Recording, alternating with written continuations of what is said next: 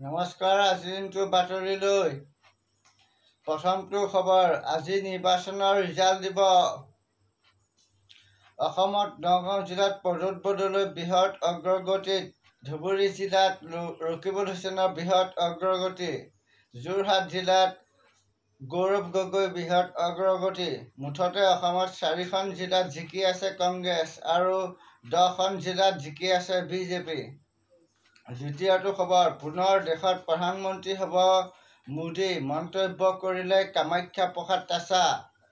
তৃতীয়টো খবৰ। বৃহৎ জয়ী দিশে লখিমপুৰ জিলা বিজেপি প্ৰাৰ্থী প্ৰদান বৰুৱা, ডিব্ৰুগড় জিলাত বৃহৎ জয়ী দিশে সৰ্বানন্দ সোণোৱাল, দৰং আৰু ওদালগুৰি জিলাত বৃহৎ জয়ী দিলীপ শইকীয়া, গুৱাহাটী বিজুলী কলিতা মেধি বৃহৎ জয়ী, লখিমপুৰ জিলাত ৰঞ্জিত দত্ত বৃহৎ জয়ী, শিলচৰ জিলাত বৃহৎ জয়ী পৰিমল শুক্লবৈদ্য।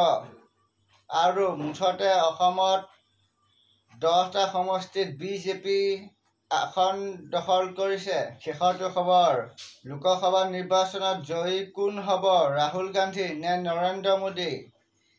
এটা কমেণ্ট কৰি জনাব আৰু ভাল ভিডিঅ' বনাবলৈ চেষ্টা